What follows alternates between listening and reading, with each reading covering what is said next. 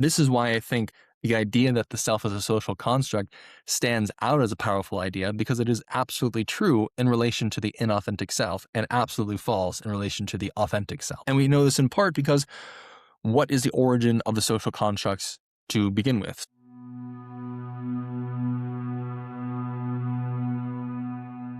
There is no self. This is the objection that we are going to be addressing today. The objection to the idea that there is a self, which much of my own philosophy proceeds on the basis of.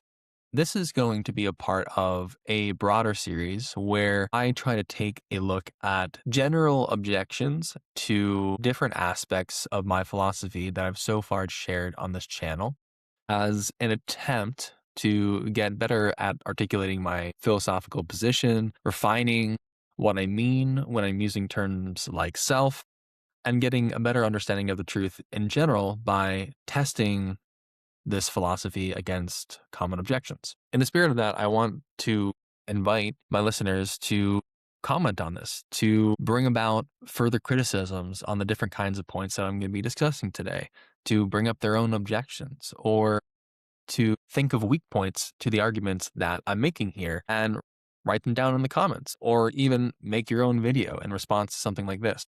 For me, the point of this philosophy channel is to authentically expose the philosophical process and to at the same time get more skilled at articulating my philosophy and understanding the truth. And I believe that that best comes through objections. That best comes through testing my philosophy and my ideas with you guys, with people in general, with whether or not people actually get value out of the ideas or not, whether people find them helpful or whether people find them destructive, whether people find them coherent or whether people find them irrational. I'm interested in how people perceive this philosophy so that I can improve it, make it more accurate, and make it more compelling, make it more useful. So bring your best arguments, bring your best criticisms, lay out your thoughts in the comments, propose your own philosophy, or present alternative ideas to what I'm talking about here. Not only will that help me to grow as a philosopher, but it'll help other people to grow and their own thoughts and ideas, which again is really the whole point of this channel, to encourage philosophical thought and philosophical conversations about the most important and meaningful things in life. With that being said, I'll just lay out the structure of the video that we're going to go with here. I'm going to start off by defining the self a little bit more deeply and defining the starting point at which these objections are going to be taking place. If we don't understand what I mean by the self, it's hard to know what people are necessarily objecting to. From there, I'm going to address three major objections. The three objections that stand out to me the most, and these are the idea that the self is a social construct, that the self is actually an illusion or sort of just an unstable identity, and the multiple selves hypothesis, the idea that there is not just one self, but there are multiple selves with their own competing values and drives.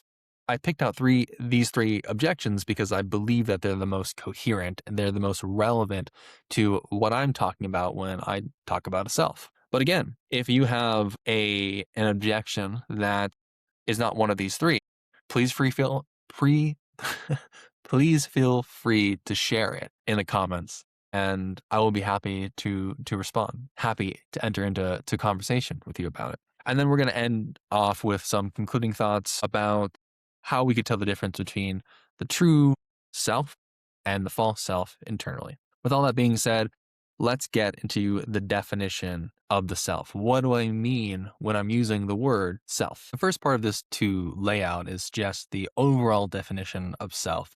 And then I'm going to break it down into a couple of different parts that matter to understanding the total concept of the self. And so just starting it off, the general opening category is what I call the true self, or an individual's totality. So oftentimes when we think of the self, we think of ourselves in terms of our self-identity, how we view ourselves.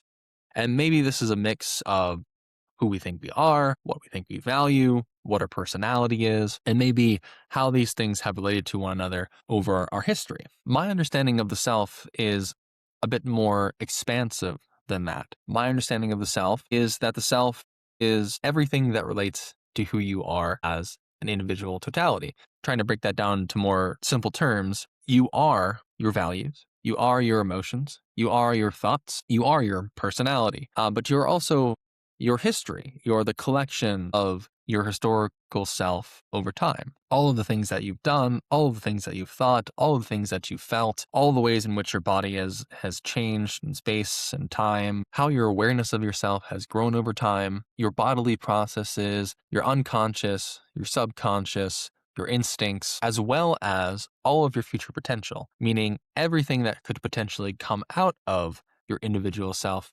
into the future that is yet to become actualized or concrete or embodied in any particular way. You can kind of say that my conception of the true self is the God's eye version of the self. If God were looking at you at the totality of your history and could put it all into one picture and all into one awareness at one moment, that would be your true self. Now, as you might have guessed, the vast majority of what I'm calling the true self, we individually as persons don't have conscious awareness of. I mean, even just in this one moment, there are a vast amount of things going on in your body, going on in your mind that you are completely unaware of on a conscious level.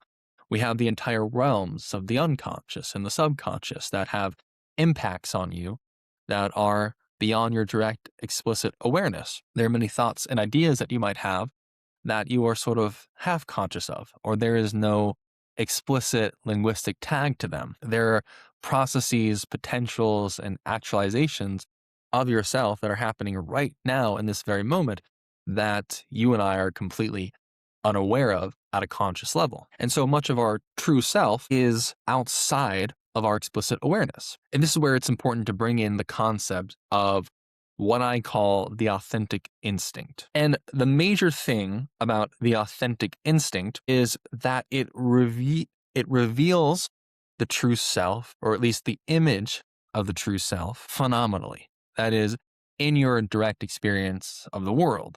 So whatever you have access to consciously about the true self in the moment is representative of your authentic instinct. Essentially, the authentic instinct is what you know about yourself that is true in the moment, or how you see yourself truthfully in the moment. And it is an instinct because it is more than just conscious awareness, though that is a part of it.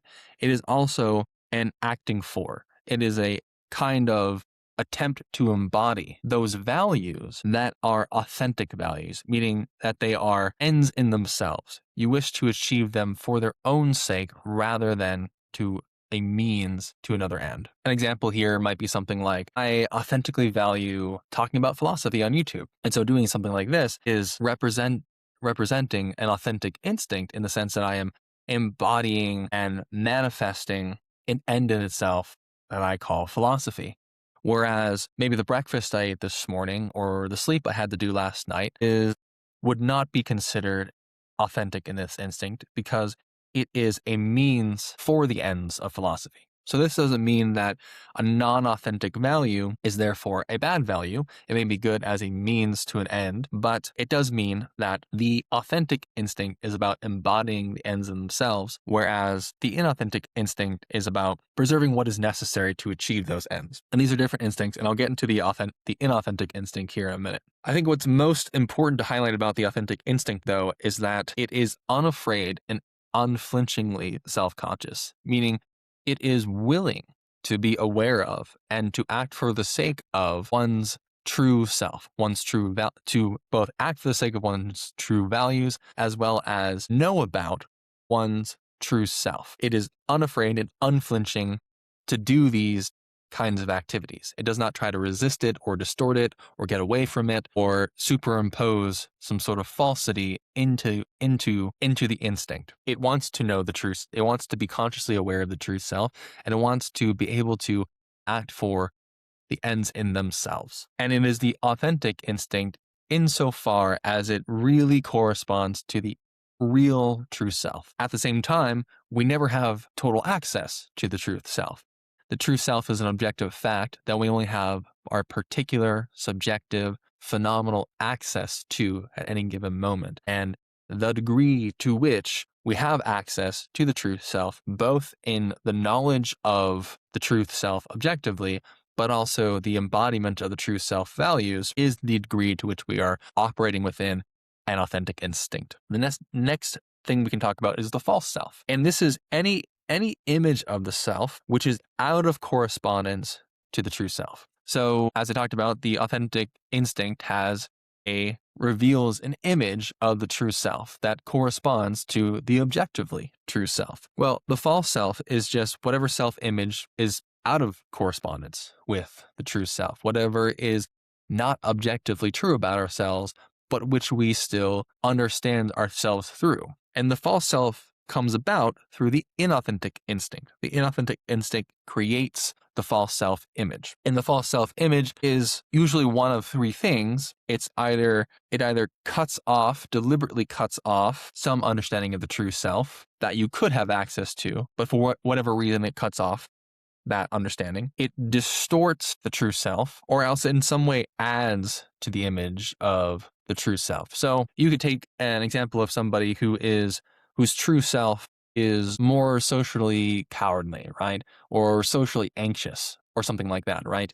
And an example of a false self-image would be the individual taking a particular or singular instance of greater social courage, let's say going up and talking to somebody that they were nervous to talk to, and blowing that up into an idea of themselves as socially courageous, even though the rest of their life would provide evidence against that self-understanding. Most importantly, the inauthentic instinct, it comes out of this desire for self-protection and self-preservation, and for the sake of the authentic instinct, meaning that there are certain conditions in life that need to be met in a universal way in order to be able to act on the authentic instinct. And there are many of them, but the primary one here would be life, meaning you have to sustain your life in order to act for the sake of what you truly value and to know yourself. Without life, there is no knowledge.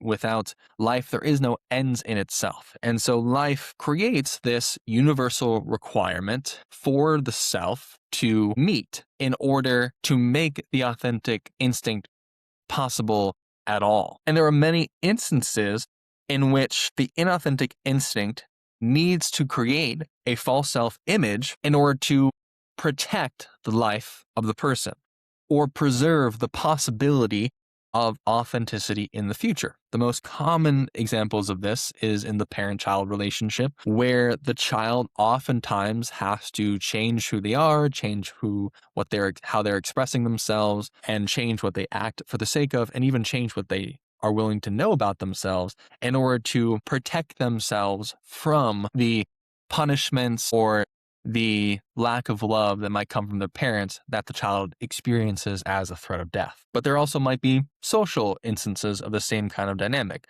For instance, many people in the LGBT community, when they're younger, they are, before they sort of been authentic or bold with their sexual nature, they may go through a phase in which they deny their own sexual feelings because acknowledgement of their own sexual feelings would bring them into conflict with the greater society around them.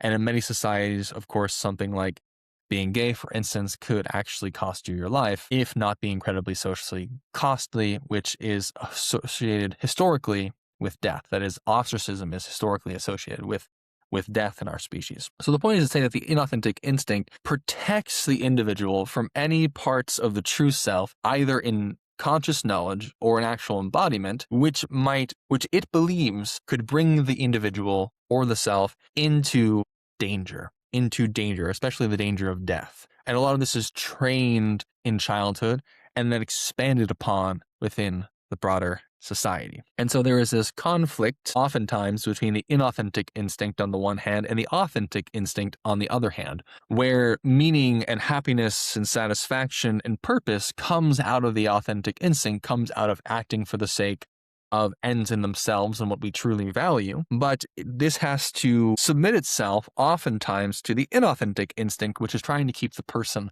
alive. And there is conflict between the two, and of course the inauthentic instinct can be wrong about what is actually dangerous. But either way, it creates this image of the self, which is out of correspondence with the true total self that you could understand from the God's point of view. And so this is the broad overview of how I understand the self. It is a unified body that is ultimately driven to be authentic, ultimately driven to act for ends in themselves and to be as aware of themselves as possible, but which must make concessions to the inauthentic instinct and the false self in order to self-protect and self-preserve. But even the false self exists within the function of the self to preserve the possibility of authenticity down the line. So while the authentic instinct and the inauthentic instinct come into conflict, and while the false self contradicts the true self, all of these parts are working together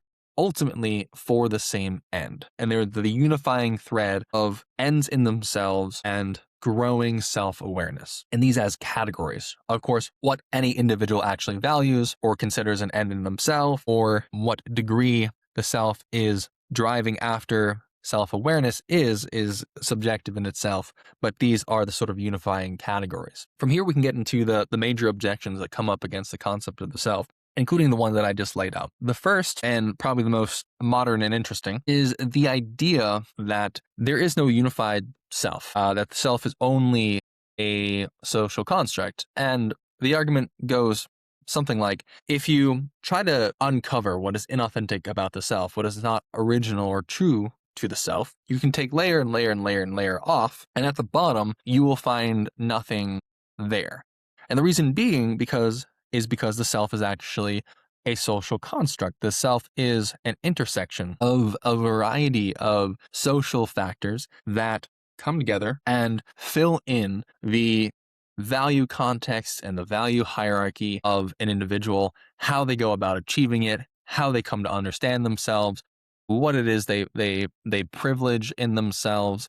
Even the drive of something like reason and truth and morality is itself a product of these social forces involved. And these social forces can include economic forces, political forces, gendered forces, linguistic forces, familial forces, religious forces. And essentially the idea is that one is born in almost this blank slate kind of fashion and is filled in by the context of the time and the culture and the context in which they are born. It's almost a kind of neo-Hegelianism in a way, because the individual is not seen as something unique, but as an individual instance of a broader social reality. But instead of talking about a spirit of the age, we're talking about the intersection of a variety of different cultural forces. The self isn't, in one sense, an eclectic mass of sociality. And what do I have to say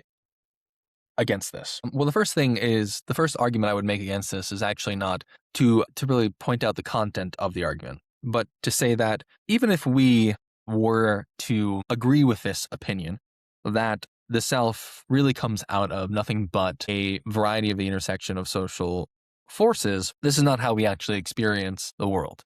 This is not how we experience the world phenomenally. This is not how the world gets filled in with meaning in terms of how we actually live our day-to-day lives. As an individual, we approach the world individually. If we are simply an eclectic combination of a variety of social forces, then we still approach the same world with that individual eclecticism. We do not experience the structure. We experience the self. We experience acting in the world for the sake of things which are valuable to us and whose value does not change, or for which we don't have any power to change ourselves. There is still a solidity of value that we are acting for the sake of in our world that matters if we achieve it or don't achieve it, and which depends on how we're actually acting and how much we understand ourselves and how much we understand our context. Regardless of whether we are the product of social forces or not, we still act phenomenally in the world individually. And we can't help but act that way. So in terms of what matters for the individual living, what matters is the individual meaning, which turns out is unique from person to person, which kind of goes into the second argument that I have here, which is the idea that values don't disappear. Just because even if I am nothing but a collection of social forces, I still have values that I'm interested in pursuing. And those things are valuable to me no matter what. I still have a history. I still have an understanding of myself. And that history and understanding of myself is either true or untrue. I am still incentivized to have a false self-image of myself in different circumstances because of the needs of survival or conforming to culture. Who I am as the intersection does not change based on whether or not there is an intersection or not. Whether the values are completely unique and individual to me, or whether they are the complete product of social structures, as an individual, I still experience them as meaningful to me, as worth pursuing to me. And that is enough to justify them. I do not need reference to a social structure in order to justify them. Even if someone comes to me and says, well, you only value money because you live in a capitalistic society, for example, I still, regardless of you pointing that out to me, value the money as an end in and of itself. In this example, let's say.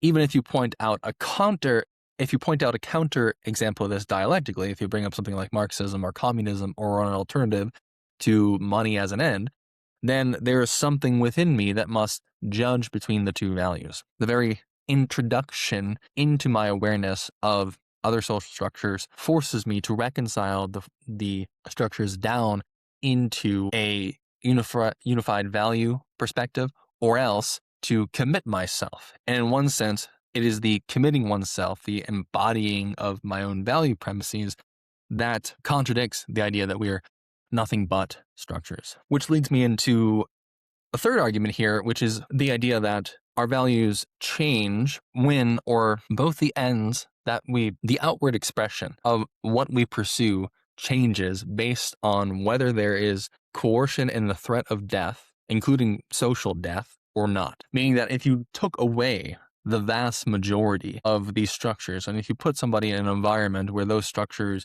did not have this kind of direct threat of influence, or else you taught them to overcome this death instinct, this inauthentic instinct in favor of the authentic instinct, if you taught them to recognize things which were an actual threat to their life versus not actually a threat to their life, if you taught them to take risks for the sake of their authentic self, then the values that come to the surface, the values that they try to embody and act for the sake of, change. Meaning that much of what we're calling a social construct of the self is not a social construct of the authentic self. It is a social construct of the inauthentic self. It is, how must I become, how must I conform myself in order to get along in my society, which of course would be heavily socially constructed and flat and inauthentic, which is precisely what this drive towards authenticity is attempting to cure. When you take away the social influences, oftentimes the embodied self and the self-aware self comes to the surface and the inauthentic self recedes. This is why I think the idea that the self is a social construct stands out as a powerful idea, because it is absolutely true in relation to the inauthentic self and absolutely false in relation to the authentic self. And we know this in part because what is the origin of the social constructs to begin with? Social forces are not actually anything other than individual forces. It is nothing other than individuals who have values and are acting for the sake of them in the world, sometimes through means of violence and force, sometimes through reason, sometimes through negotiation, sometimes through economic incentives, but always individuals acting for the sake of what they think they value. And so ultimately, it is individuals, and sometimes individuals acting in conjunction with one another, that give rise to the so-called social forces to begin with, that then go on to supposedly populate the self-understanding of other individuals. Meaning that the very social constructs to begin with have individual origins. And you can say something like, well, those individuals were themselves simply social constructs of their time, but then you have the problem of, how do they proceed uniquely into something new? Because of course, the supposed social constructs have changed over time. But also, does this not simply end in an infinite regress of individuals all the way back to the origins of culture itself? Because all social constructs can be broken down to the level of the individual, ultimately it is the individual level which must become the source of the social force to begin with. And second to last argument on this is, I do not believe there's any social determination on the individual level, meaning that much of what is described as as a social force only makes sense when you get this broad, generalized, even statistical view of humanity. When you look at it merely in terms of its groups, this is sort of, again, a problem that Hegel had, where he looked at a state or a nation and declared a spirit which came out of this generalized abstraction from the supposed history of the world, which the history he often got wrong. But actual meaning is not group oriented, it is individually oriented. Groups are nothing but individuals who have values and perspectives and thoughts and are acting for the sake of what they think they value in the world. The meaning of the group ultimately comes down to the actual individuals. This is something that people make a mistake of in terms of IQ. This is a perfect modern example of this. IQ is a metric which has almost no relevance on an individual's life.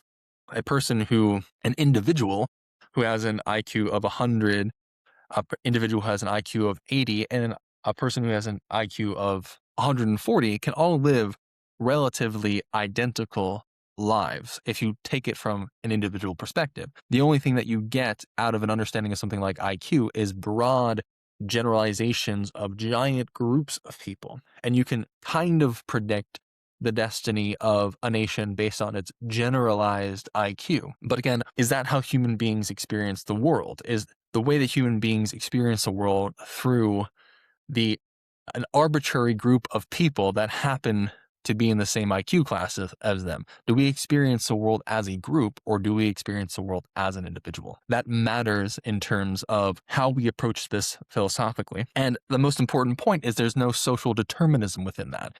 With any so-called social force, with any so-called socially constructed person, you can find a variety of aspects to that person which are unique and eclectic and different from the sort of generalized social force. Within any society, you can find communities which are radically against the social forces, which are a mix of those social forces and other social forces, which are entirely unique, individuals which are entirely unique. You perhaps understand them through the generalized social forces, but that is not because they are directly related to that, but because you are interpreting it through this frame to begin with. You cannot have the social force, you cannot have the social categorization without the individual as the foundation. And the last argument I'll make with regard to this is to point out some other categories that sort of universally constrain us.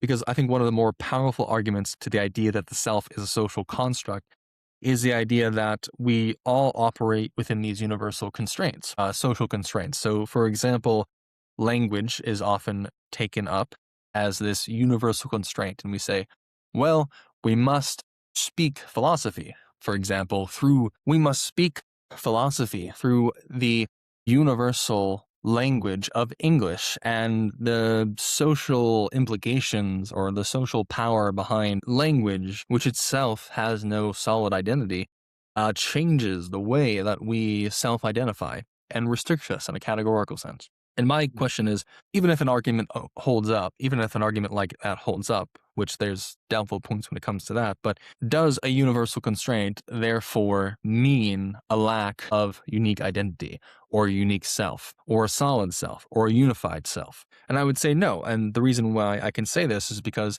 there are real physical categories which do universally constrain us, and yet all individual variety, all uniqueness, all unity operates within these universal constraints. And just a few would be matter, time, and space. All of these are universal constraints. Everything is within time, everything is within space, everything is a form of matter or energy.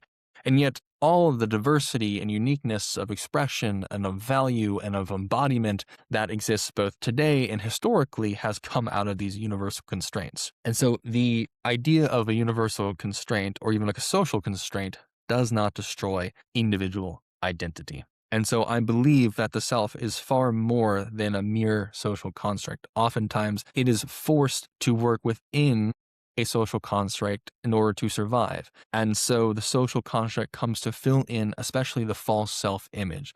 But much of what it means to become an authentic individual is to work through the social construct and ask yourself rationally whether or not such constructs are really a threat to your life or not, whether they are valuable to you as an individual or not. With all that being said, we'll get right into objection 2. This is sort of I'll just read it. Objection 2 would be the self is an illusion or there is no solid identity. This would be a Buddhist point, essentially. The Buddhists would say, when you go into yourself, when you look introspectively at how you actually experience your own internality, it is merely a flux of thoughts and feelings and states of mind and images, and there is nothing solid within the interiority of your mind. And so the self is merely an illusion. It's just a arbitrary concept that we put on top of a random flux of events that have no coherence to them whatsoever. There is no solid identity. When you try to understand yourself, you can't find anything that sticks. And the way that I would respond to this is I think that oftentimes people have the experience of an unsolid identity for a number of reasons. But none of these reasons ultimately undermine a unified self. One, the true self is not unchanging, but it's dynamic, meaning that the self can manifest itself in a variety of ways depending on what the context, the situations, the values, and the historical circumstances that are behind it. The self is nothing but adaptive. It must exist within the constraints of the world. It must come up against the needs of survival, and it must try to form itself to what the world, both the existential as well as the social world, demands of it, and find a place within that. And so while the values underneath tend to be unifying, especially the more foundational you get in your exploration, the way they actually manifest in day-to-day thoughts or moment-to-moment thoughts, emotions, and feelings and embodiment can be radically different. But this is like saying that as an artist, because they paint a variety of different portraits or they use a variety of different mediums within their artistic work, this means there is no unifying theme or there is no unifying intent behind all the different variations, or at the very least, there is not a universal energy that is behind it, so to speak. There's not the artist behind the art. The art is diverse. It comes in a million different forms. It shows itself in a million different ways, and yet the same artist is behind all the pieces of art. And this is something that you can actually see. If you saw a collection of art from an artist, you might guess that the same artist did this same kind of work, even if you could point out all the variety within it. And the same thing happens with the true self-image. As you come to study and understand yourself, you understand the unifiers within the so-called fleeting and ever-changing experience that you get from an internality. And of course, it has the roots in the mind and the body, which themselves change, but much more slowly. Secondly, the true self is a rail between your potential and your actuality, right? So at the beginning of life, you are almost all potential. And as you live through life, more and more of your life becomes concrete and solid. The more you can look back and see something that is chosen and deliberate and concrete. Maybe not necessarily chosen, but has solidified. Different values that came into conflict, different means of going about the same value, compromises between your authentic self and your true self, what worked, what didn't, what experiments went well with yourself, what didn't. All of these become more concrete the longer you live, and they all give a more solid picture to who you are. This is a point that someone like Kierkegaard made, but one's life is often best understood looking backwards rather than looking forwards, because looking forwards, there is potentiality, and therefore the uncertainty of solidity. And I think much of the idea of the self being an illusion has to do with focusing on the potentiality of oneself rather than the concrete nature of oneself. And so this drifting between the two over time in the relationship brings about this illusion of the self, because you can say, well, I've lived up to this point in this way, but I could also live my future life in a variety of different ways that have nothing to do with this. But the examination of that potentiality and actuality itself comes down to a value judgment, comes down to an understanding of what you want out of life as a whole. And so every examination here brings you back down to the solid self. And this just reinforces the next point here, which is that the self image, how you understand yourself, grows by your embodiment, by experimentation, and by self awareness. I think an example I can use here is something like an acorn and a tree. This is an example that was used by Aristotle, but the idea is that if you look at an acorn and you look at a fully grown tree, maybe at the end of its life cycle, these two are radically different from one another, even though they are the same thing developed over time. This is, again, getting back to the idea that the self is dynamic. Just as there is a unifier between the acorn at the beginning and the tree at the end, so there is a unifier between the potential at the beginning and the actuality at the end of life. And there is a thread between them. The thread must be self-explored, self-validated, and self-understood, but there is this thread underneath. And just because there appears to be a radical difference between the two does not mean that there is not a unifier underneath. There is not a solid self. And lastly, I would say is because of the nature of the false self is easily mistaken for the true self. And so one may have lived much of their life within the realm of the false self. They might have been acting for the sake of their own survival, preservation, and perpetuation. And much of their life, if they look at it in terms of it being a non-value to them because it was related to the false self, to just maintaining their own survival, right? Instead of achieving or acting for the sake of what they actually value or the ends in themselves.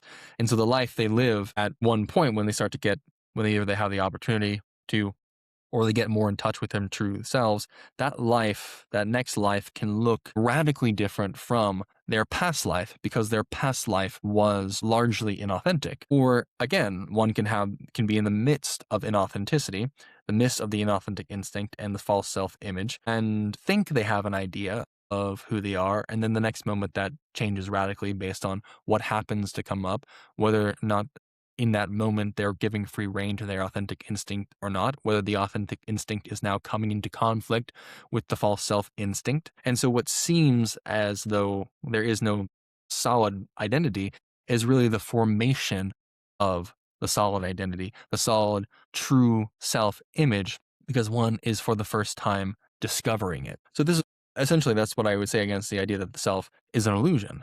It often appears to be an illusion because there's an epistemological problem. And while the authentic instinct is at any moment trying to understand the true self, it has an incomplete picture of the true self. And the false self and the inauthentic instinct often gets in the way of that epistemological understanding. And this can be experienced phenomenally as a shifting identity, but really this is the birth pains of discovering one's identity. And especially against the Buddhist proposition, you can kind of see this in people who follow the Buddhist practices where they believe they have no self, and so this no self tries to become nothing, and they can't actually escape from that nothingness, right? There is a self there which values becoming nothing. But of course, if the self values becoming nothing, then you can't become nothing because the self is there. Is a massive paradox to the whole Buddhist idea of the self as illusion, because what is understanding illusion and what is trying to get beyond illusion except the self? What values truth and what values getting to the truth but the self? The last objection we're going to talk about is the multiple selves hypothesis, which comes out of the experience that many people have with self-conflict. And this is one that I'm much more sympathetic with. It's sort of reflective in the things that I talked about earlier, where I broke down the total self into the authentic instinct, the inauthentic instinct, and the false self. there seems to be these sometimes multiple personalities or multiple parts of ourselves who seem to be pursuing things which are radically different from each other. And so the idea is not so much that there is no identity or that we are entirely socially constructed, but there are multiple selves within the same individual, within the same person. And this is natural. This is, in one sense, the way that we talk about ourselves. They say, well, one part of me wants to go to the casino, and one part of me wants to be financially responsible. I think it's natural to kind of slip into the illusion that there must be multiple parts of ourselves all competing with one another. And there are three points that you can make against this, which sort of clarify at least what I'm talking about. One is the notion of the hierarchy of values. So within any given person, it's not just like one set of values which are driving you all the time. Rather, there is a hierarchy of values based on what it is that I can actually act for the sake of within a given context. Some ends in themselves are less desirable than other ends in themselves. So I really love philosophy, right? And I love to write about philosophy, and I like to record videos about philosophy. And I might experience tension within myself between, am I going to spend my time writing philosophy, or am I going to spend my time doing a recording like this on philosophy? And I have to, in one sense, negotiate. And you could have this appearance of conflict where maybe one part of myself likes to write and one part of myself likes to make videos. But really, there's a unifying value underneath. But there is sort of a hierarchy. And at least right now, I value the recording of the video over writing it for a variety of different reasons, having to do with means, having to do with what I'm particularly interested in that point, other ends that I'm achieving. And so there is a negotiation in oneself about one's values, not because the values themselves are radically distinct, but because they appear in a hierarchy depending on the context and what's able to actually be accomplished in that time. And then again, you have the same sort of epistemological problem where you are trying to figure out, what can I actually do? What means are open to me to achieve the ends in themselves or the genuine values? And this has to do with sort of environmental calculations. It is not immediately clear what the best option to do or what the best value to pursue is in any given circumstances.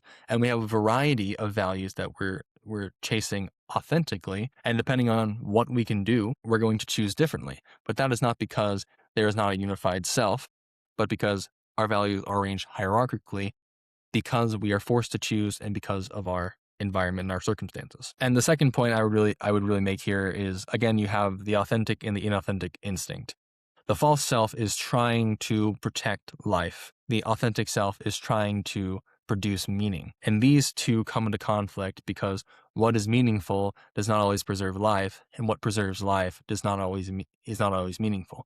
They can combine, and they often do combine, but the edges of their conflict with one another produces tensions that can feel like multiple selves. But it's important to recognize here that the unifier of both of these is the ends in themselves, because the false self exists to preserve life for the sake of the authentic self. It is in service of the authentic self. And the authentic self, of course, is in service of the ends in themselves. So there is sort of a hierarchy, if you will, of priorities that can sort of come into conflict, but are ultimately aimed towards the same thing. It's almost like two generals in the same kind of army who are both trying to achieve the same goal of winning a battle and have slightly different ways of going about it or slightly different priorities, but they're still both trying to achieve the same end, and it is the ends which is the unifier of the self, of the authentic self. So again, I think the whole multiple selves hypothesis really comes down to the epistemological problem of not being fully conscious of the hierarchy of values, constantly trying to make an environmental calculation about what values can I actually pursue and what are my means and what are the best means. And even just the generalized conflict between the authentic self and the inauthentic self, which largely work together but sometimes come into conflict, but are still pointed at the same thing, the unifier, the true self. So in reality, there are not multiple selves. There are different parts of the same self working for the same goal, even if they sometimes come into conflict. And with that, that's my answer to the three major objections to the question of, or the objection of, there is no self. And I know there's a lot here, probably different sections. I'm again trying to go off an outline and seeing if that works a little bit better. It felt much clearer. I didn't feel like I was rambling all that much, but really, I'm interested in your guys' thoughts about this. I know that this analysis of these three objections are not perfect. They're not complete. They're not ultimate answers to these kinds of objections. And even my description of the self in its different aspects is not a complete and perfect description of the self. I want to learn more. I want to be able to get criticism from you guys. I want to be able to have conversations with you guys about these different ideas and philosophies. And so I just want to encourage you to comment, to if you have any thoughts, if you have any criticisms, if you have any comments, if you have any alternative ideas, if you have better objections to bring, or if you have better answers to the objections that I talked about here, please share them. I would love to talk with you guys. I would love to have these conversations with you. That's the whole point of me really doing this philosophy channel, is to have these philosophical conversations with you and to be able to refine my own philosophy through those kinds of objections and criticisms and support. So I really, really hope that you will let me know what your thoughts are. The next objection that we're going to tackle in this series is sort of how we can tell the true self from the false self. After establishing that there is a true self, after establishing that there is a true self image and a false self image, the next question actually comes, well, how can we be certain, right? How can we tell the difference between the true self and the false self? Or can we know at all? If there is a true self, how can we know it? And that's the objection that I'll be tackling next time. I think it's sort of the natural next question involved in this concept of the self that is so central to my own philosophy. So I look forward to doing that with you guys. With all that being said, I just want to thank you guys for listening. If you like this, please like it. If you think this would be helpful to somebody else, please share it. If, again, you have any criticisms, any thoughts, please put it down in the comments. I would love to answer those kinds of things. And if you want to hear more of these philosophical discussions, then please subscribe for more. So thank you so much for listening. I'll talk to you next time.